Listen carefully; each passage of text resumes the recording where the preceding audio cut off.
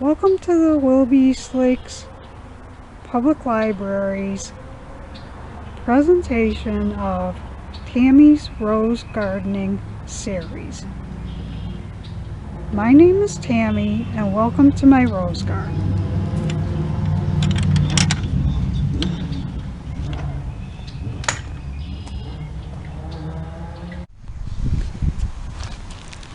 Fall is the perfect time to grow a rose from a cutting.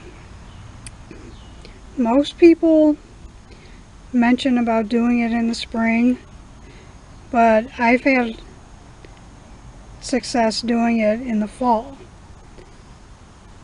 The first thing you need to do is you need a screwdriver, some water, a pair of shears, and you need a cutting from one of your rose bushes, and you usually look for part of one that has like 3 leaves at the top or 2 leaves, and the stem has to be at least 5 inches long. And then you would take all of the leaves off of it, and if it has a bud on it, you would cut the bud off the top also, because you don't need that. Because when it's going to be growing for the cutting, most of the energy is going to be going down at the bottom to grow the root system. And so the bud is just gonna dry up and fall off. You take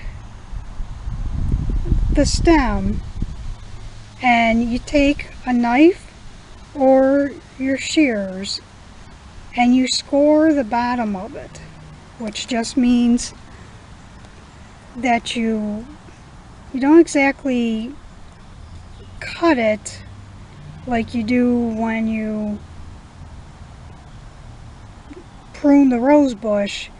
You just like cut off part of, it's almost like peeling a potato. You just cut off part of the skin on the outside, and then some people use rooting hormone, but I usually don't.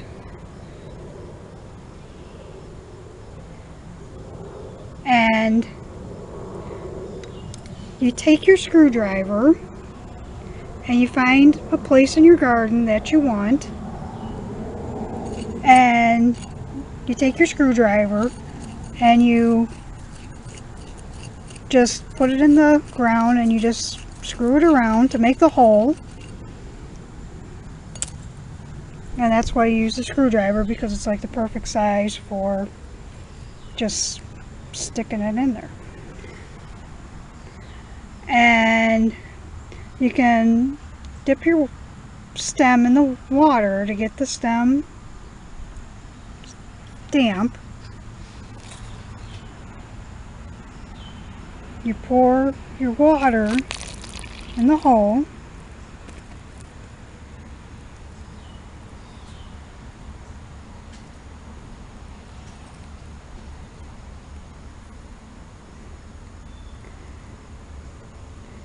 and then you put your stem in, and then you basically, pack the dirt around it just like you were planting a regular plant.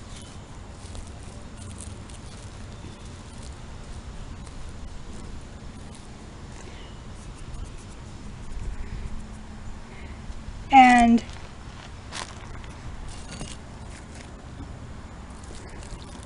then you can re-water it again.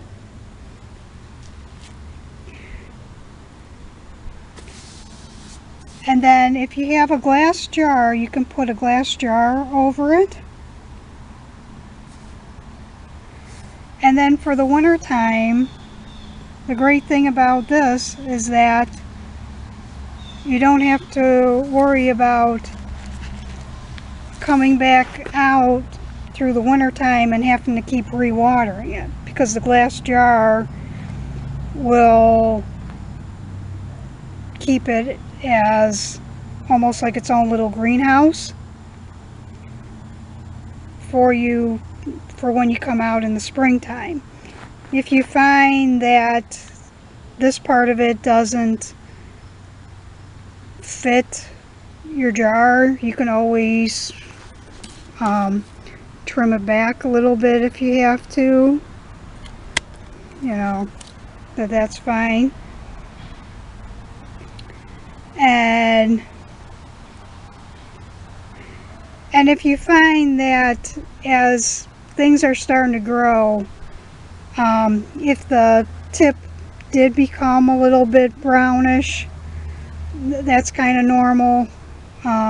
There's usually a little bit of dieback before you start to see new growth, because again, all the energy is being put down inside the ground for a while the new roots are forming.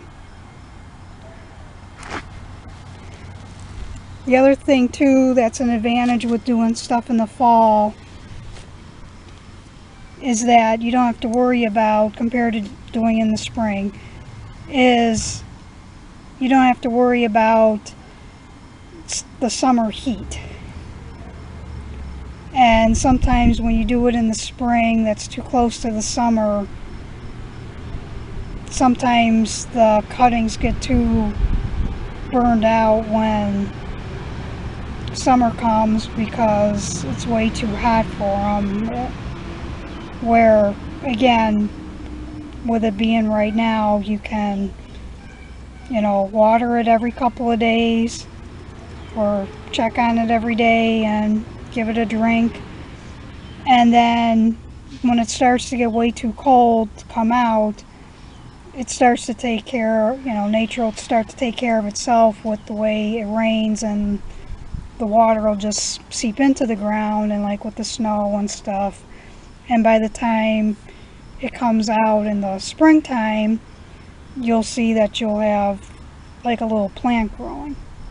And it's almost like you didn't have to take care of it too much at all, that it kind of took care of itself, and that it had its own little greenhouse. So that ends this for this installment. Thank you.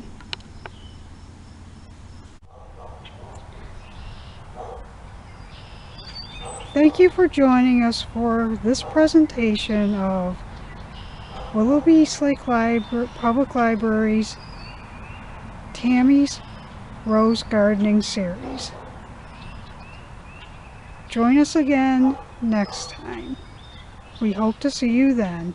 You can find more programs like this on our YouTube channel, WE Library, or on our library's website, we247.org.